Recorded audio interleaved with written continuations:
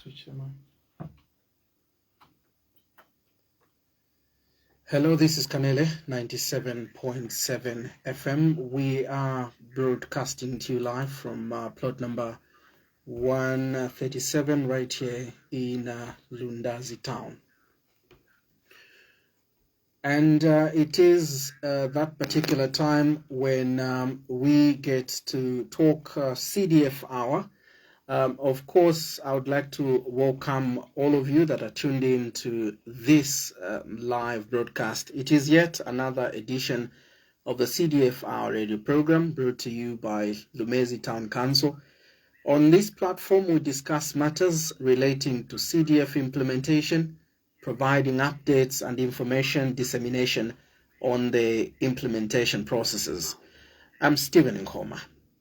Today's radio program is a simulcast in that we are live right here on Kanele 97.7 FM and also Lumezi Radio, which is in Lumezi District on 98.1 FM. We are also live on the Lumezi Town Council Facebook page and Kanele 97.7 FM Facebook page. Indeed, on the 30th of June, the Ministry of Defense disclosed that it received 17 million kwacha from the Ministry of Local Government and Rural Development to implement the voluntary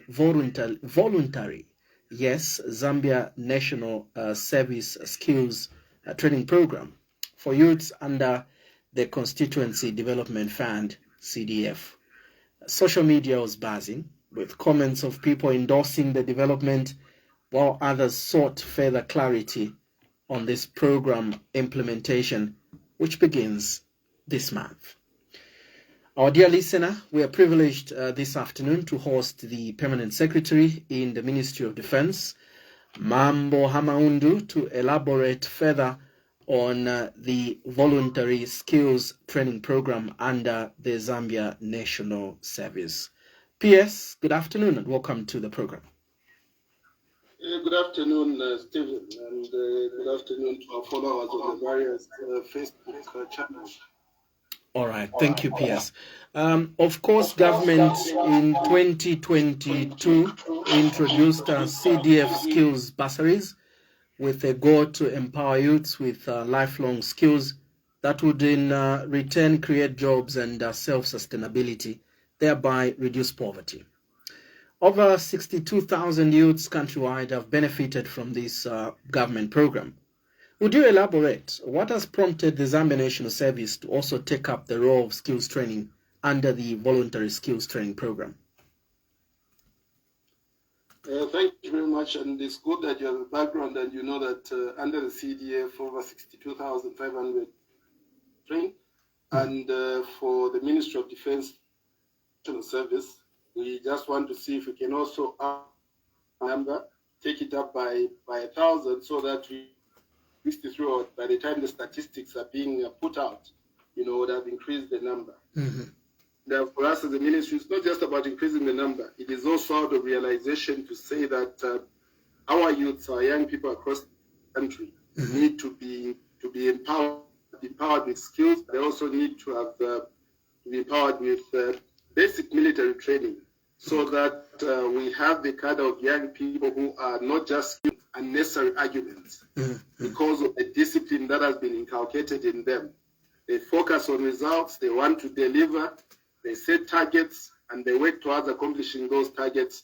And this is the kind of youth which we want to create out of this particular training. Beyond that, we are also looking at, or further than that, we are looking at ensuring that we also impart in our skills, impart in our young people, mm-hmm. a sense of patriotism, a sense of belonging, okay. a sense of self-importance, that we belong to a great country called Zambia. And this can only really be attained or can be accelerated when a number of our youths have got...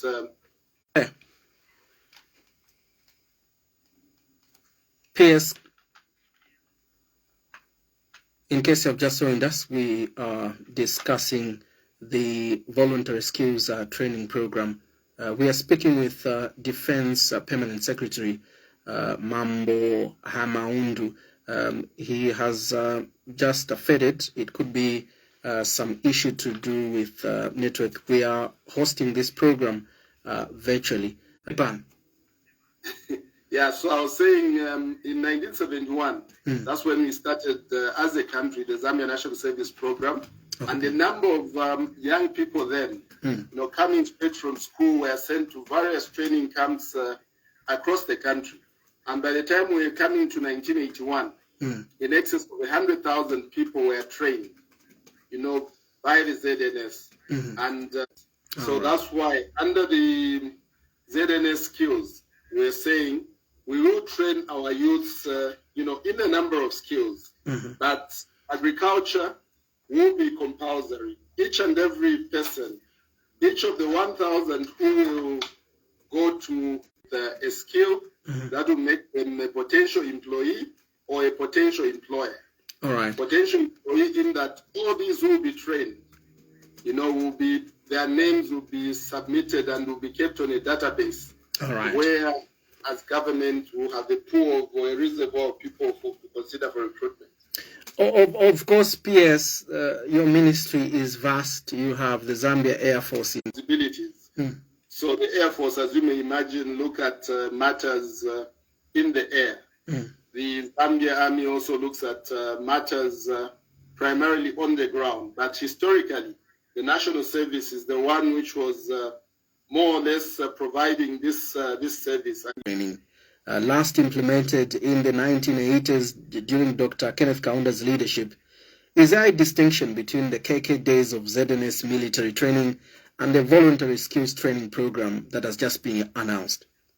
It was more on how do we have a reservoir just in case we need to, we need young people to defend our country. The focus now is the enemy now is different. The enemy is lack of employment.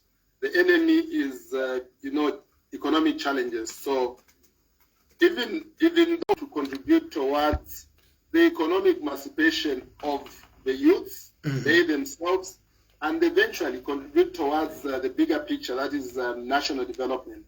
Okay. So it is perhaps just a difference in emphasis. Ours, the thrust will be mainly to really deal with issues of ensuring that there is economic development, ensuring that people are able to look after themselves, and bring back the old sense of belonging, ownership. I mean, if you were in Lusaka, or even in Katete, I believe that there are places where people will be walking the street, and then best case situation, we take a few photos and share on WhatsApp so that we are trending, so that we are on Facebook, everywhere we're trending, without realizing to say what that particular person has done. Is he or she is stealing from you. They are damaging your property, because public property is your property. Public property belongs to Stephen, belongs to Haamundu, belongs to Ivan. It belongs to the people of Katete, the people of Lumez, Chasefu. That's their property. So we need to reach a level where the people will now realize to say, this is my property. This is my desk. I remember when we were young, on the train. In the train it was written, Jitima Ndugo Norwen, Mutalo Nyonyon. That is the sense we are trying to pump in the minds of our young people, so that we have this sense of ownership. I mean, we don't need to continue going out of the country and giving examples to say, when you go to Rwanda, this is what is happening. When you go to Japan, this is what is happening. When you're in Germany or in the rest of the world, the majority. And after all, they are the future of this country. Oh, great. Our dear listener, in case you'd want to come through to this program, we are hosting Defense Permanent Secretary Maambo Haamundu, and we are discussing the Voluntary Skills Training Program and the Zambia National Service. Our studio lines are 0776 371293 or 0969 928858. Get hold of your thought. I should be able to open the phone lines for you pretty soon. Our conversation is just getting heated.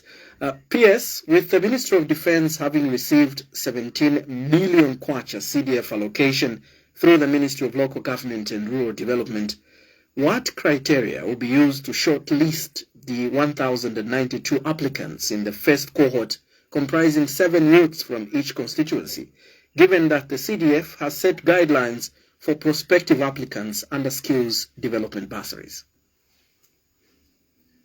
Well, good question, and it's very good that you have mentioned to say that as a ministry we receive money from the Ministry of Local Government, and this is money which is meant for CDF, and CDF has got guidelines, but over and above the guidelines that are provided for by the CDF, discretion or can direct to execute certain assignments. Okay. So you asked a very fundamental question to say, how then are we going to select? What is the selection criteria? But perhaps before we go to the selection criteria, it is important to know who is eligible. Okay. Because we can't be discussing on who will be selected when we don't know who is eligible. True. You know, so those who will be eligible are, first of all, you must be a Zambian, holder of a green NRC. You must have a grade 12, minimum of a grade 12 school certificate or general certificate of education with 5 passes or equivalent. A question can be asked to say, why this particular qualification? Are you now not departing away from what was being envisaged from CDF? The answer is no. One of the reasons why we are saying we need to train these youths, we have indicated to say potentially they can be employed by the army, potentially they can be employed by the National Service, by Zambia Air Force, by police, by Immigration Department, by correctional services, with the government system within their jurisdiction. So that is what we'll be working around when it comes to qualification. But as government, we'll still put together more information which will set out as a clear selection criteria. But the critical thing is eligibility.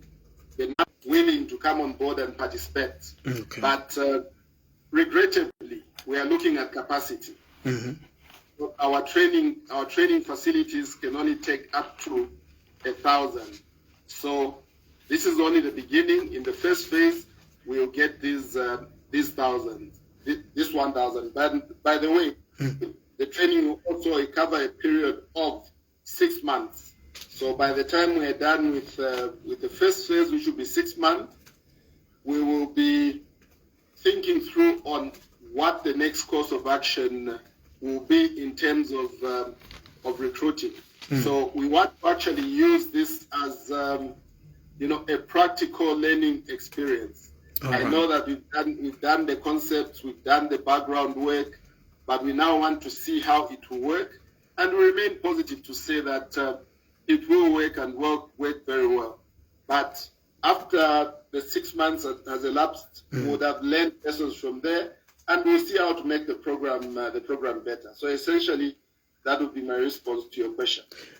Should we be right to say this is just a pilot project where you need to draw lessons from? It wouldn't be correct to say it is a pilot. Maybe that's a wrong term to use. Really, it is a government program. Of course, we will draw some learning experience from it, but the intent by government is very clear. Okay. You did indicate to say the president actually made this pronouncement sometime early in the year or late last year, and it's only now that we are actualizing it in terms of capacity. Okay. Secondly, we're also coming from a period where we are faced with a number of economic challenges, but now trajectory. First quarter of 2025, the numbers were looking good. We're sitting at 4.5 in terms of growth in GDP. We recorded inflation, the lowest in the last 4 years or so, of slightly around 12 or 13%. Our rate of exchange appears to have gained some level of strength. So the indicators are looking good. And when you look at the overall investment environment in the country, we have of your grandparents, of your parents. When they were young, for some of us who lived near barracks or in barracks, we used to hear people singing as they are going for training. In one place. All right. As a team, as Zambians, solving challenges together.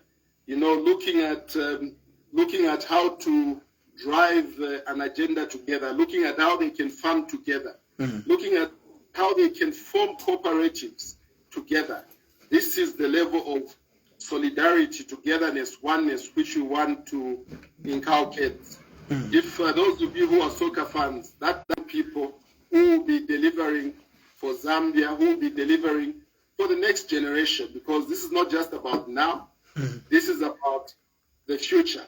After all, it is often says that when you plant a tree, you should not bother yourself on who will enjoy the shade, because if you do, you will never plant one. I mean, we all go there where you are outside Radio Kanele. There are a number of trees there. Do you even know who planted those trees? That when it is hot, you go there and you seek shelter from the sun, and that is how life must be. And this is what we want to work towards. And the underlying thing is we need a cadre of youth who are very disciplined, who are committed, who are dedicated, and who are patriotic to the needs of their country. So Zambia will be put first.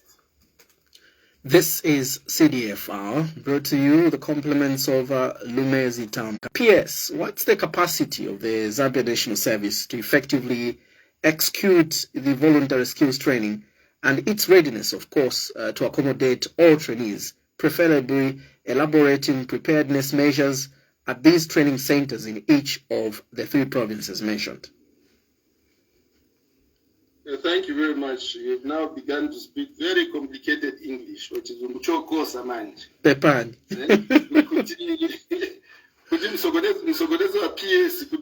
Preferably, we have the manpower that will be able to train the youths in terms of agricultural production. As you may know, the National Service, when you are looking at the military wings, in terms of production of maize, it is one of the leading wings of government. When you look at production of, in aquaculture, fish, they are doing very well. They're also involved in chicken rearing. They're also involved in, looking after cattle. So you can see that we have that particular skill within the National Service.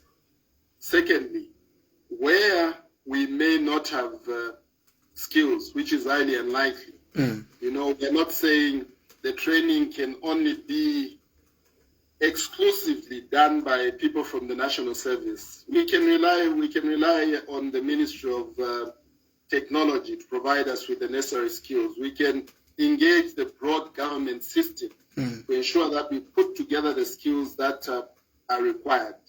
Secondly, when we are looking at do we have the capacity, we have defined the capacity that we have in terms of individuals that we want to train. And we've told ourselves we'll be at Chishimba camp in Kasama, 200 will be at Kitwe ZNS. So in terms of the number of people, we've also defined. And many a times the challenge that we usually face is, you may not have adequate money to buy the training kits or the training aids, to buy rations of food for the people who will be trained.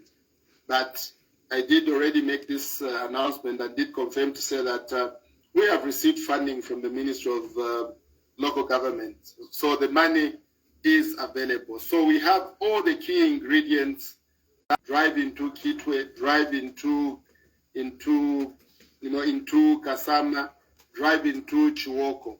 Once we are done with that, like I indicated, it will now then be Anyamata Pondani Bwin. Okay. training with sapato vulani tamangani yamba game pamene hapo. That is what we are doing as government. So in terms of preparedness, I can say that we are adequately ready, and we are ready to take on the responsibility. This is something which we have been looking at for quite a while now. So we are ready to train our young people. What courses relating to skills training will you be offering under the Zambia National Service? I know you have mentioned some of those issues that are tackled by the service, but what specifications in terms of metal fabrication, carpentry and joinery, plumbing and sheet metal works, tailoring and design, electrical, food and nutrition, mechanics, shoemaking, creative arts? You know, we still need to create a few thousand. Because there are thousand, Muamania thousand. Chomen.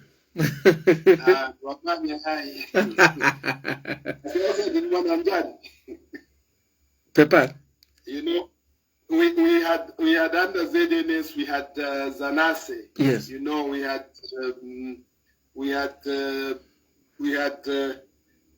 Southern there as one of the actors. We had Greg Lungu under Zanase. So we also want to ensure that the creative arts are brought to the fore. Okay. You know, art is also an industry that we can rely on. It's an industry which can be self-sustaining. So we also want to look at that.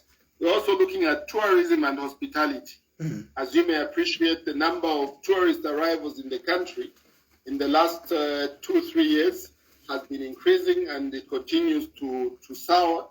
And that in itself calls for the need for us to continue investing in this particular sector by ensuring that we've got people who are able to competently and adequately manage the tourism and the hospitality sector. Done with the training, they can then get proper mining licenses by forming organized groups, get proper mining licenses, and begin to benefit from the natural endowment of the country legally, not illegally, but legally. And I think it is also worth noting that one of the decisions which were pronounced by government, the decisions which were taken by cabinet recently, is that people involved in illegal mining activities, you know, should desist, because from the future of this country, and they are also putting the lives of other people at risk, because most of them are involved in unsafe mining methods. But back to the subject, what else are we offering? ICT. We are living in an environment where we have, artificial intelligence, where we are communicating using Facebook now, or we are using Zoom. So we also dynamic. The world is evolving, and every day there's a new thing that comes in. So as and when we have new things that are coming on board in terms of skills, we'll certainly look at those skills, and they can be considered.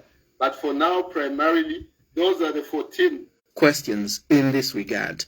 The number is 0776 371293 or 0969928858. You can give us that particular call now and ask the PS live. We are hosting him virtually. He's actually in the comfort of his office in Lusaka.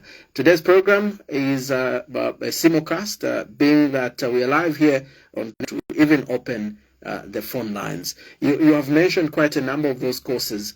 At the close of the training period, PS, is the ministry making plans to engage the skilled workforce in productive ventures, given the fact that ZNS has a lot of productive ventures ranging from agriculture to road construction, among others? My young brother or my old nephew, the answer is in your question. We are, yes, making arrangements. Like you rightly noted, there are a number of opportunities that are available. So, Royal Highnesses, Mafu, Zabo Guada, Timpaze Komalo, Kutiwana Wanu, Bachitechani, Bambolima, so that the training here is encouraged vambolima so that vatisunge naimwe kusunge in makoro. So there will be those particular linkages that will be available. And I indicated earlier on to say that we'll also keep their names in it, and we'll also engage members of the private sector to tell them to say, we have trained so many young people who are skilled in such a manner. And, many a times the private sector are looking for people who are self-starters, people who are disciplined, people who will not lose their focus, people who are goal-oriented. And this is the kind of cadre that we want to produce out of the Zambia National Service. Okay. So even from a private sector point of view, there will be this particular reservoir. So we will be looking at creating these opportunities. Lumezi Town Council, I'm sure that you've been giving out loans to young people. You've been giving out loans to organized groups and exhibits and availability of resources at a particular time. Ours as government will be to ensure that there's a conducive environment, point the people in the right direction so that they go out there and exploit the world. We'll be like an uncle. I was about to ask you to say, are you married? But I'll not ask you that question. I'll give myself as an example. So when I decided to marry, or when I thought I was old enough to marry, I didn't go to my uncle or my father to say, I went out myself. The parents provide, they're playing a facilitative role. Okay. And that is the role of government. The bigger initiative, the bigger effort has to come from the young people. They are the ones who know what they want. They are the ones who know how quick they want to get to a position. Ours is to guide them to say, maybe endowment that the future may actually possess for them. All right, PS. We have quite a number of messages that have come through our Facebook page. Let me start with Greenwell Katai Mulambe. He says, given chance, I would suggest priority is given to boys and girls in the streets or junkies who have bordered our communities throughout the country. By so doing, as he refers to them, but I would like to believe that through the CDF, you have an opportunity as members of the committee to identify people who you think must, attend or must go for this particular training. So the goodness with this is that as government, we are also telling you to say you can get involved. You can decide on who will actually attend this training. Needless to say that into rehabilitation centers. So really it depends on the state of mind of these particular junkies in inverted commas. But the idea is something really worth considering, but it's not something which can be carried in its totality. Okay. We have to make a case-by-case decision. All right, PS. Jason Mudene says, for me, I have a big problem with you guys in the government. You train our children on how to handle guns, and then you don't pick them for security reasons and dump them. There in Choma, my son is stranded just like that.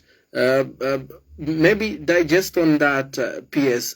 Could there be an instance of this program exposing these youths that you're targeting to be trained in these skills to also fall into such a trap as Mr. Mudene is complaining? Well, look, I did indicate to say one of some of the values that you want to inculcate in the children are national values. It's discipline. It's also a mindset change. So my brother there, Mr. Mudene, is saying you train our children to carry guns and they become thieves. But military people, ex-military, the answer is no. So stealing is just a mindset. Stealing is not as a result of your training. we have a number of examples of a number of people, millions of people who've been trained in basic military responsible. There's a lot of responsibility which is being taught. So what we just need to do, my brother, Mr. Mutene, is if you have my nephew or niece who's a bit delinquent, let's have a conversation. Let's see if they can be, they need some kind of training, or they need some kind of or spending the whole day, at a fish pond, ensuring that they feed the fish, or in a chicken run to ensure that those chickens grow, those layers grow, or they will be spending time looking after animals, putting them on the feedlot so that they make money for themselves. So it's a question of what is it that you want to see out of the guidance. But like I indicated, it will certainly be through, the CDFC, the Consensus Development Fund committees. It will probably be also handled by the District Administration Office and the Provincial Administration. But my brother is working somewhere and all that. What surety are you making to the Zambians that, of course, this selection will be totally dependent on merit? This is an interesting question, and the irony of life is at times you endeavor to be as transparent as possible, and there will still be that one person, that two people who always say, no, ujanamuona zina, ni mwene Haamundu, ni mwana wa PS. You always have people who speak in such a way. And the convents of this conversation is that does it mean that if someone ni mwana wa boss ku council, sanga ende ku national service if they meet the qualification, so to go for voluntary training, we tick that, and then from the pool of those people, a selection will be made. But like I indicated, where you have 10,000 applying and you have 1,000 opportunities, it's inevitable that 9,000 will be left out. Okay. And by nature, when you want to do something, for me personally, what I think we must do is that when there's a selection process and our colleagues are selected, we must celebrate their success. We must celebrate the opportunity, because the next time you'll be the one who will be selected. And would you want people to actually come and say, no, Stephen Chiwam Tengela, the national interviewer PS? It shouldn't be the case. Yeah. You are a Zambian. You are of success. Needless to say that as government, we are committed to ensure that we are accountable and transparent as possible in the selection process. This is not a question of who knows who. No, it's a question of who is eligible and are they deserving. If they are deserving, they go through. Okay. A cadre of young people who will be vibrant in agricultural activities, who will be vibrant in the mining activities, who also contribute toward achieving our economic objectives, that is growing the GDP of this country. But we remain committed to face those challenges. After all, that is the core of the public servant. The public servant, one of your roles is to ensure that when you are faced with challenges, take them on head on, sort them out. That's why the people of this country are paying you a salary, is to address from across the country. Let us go bond, let us create one team, let us work together with a common objective, that is to ensure that we drive our country into economic prosperity. I thank you for the opportunity to actually discuss. Today, it is CDF Hour, sponsored by Lumezi Town Council. We're live on Radio Garden, Zeno FM, Radio Box, and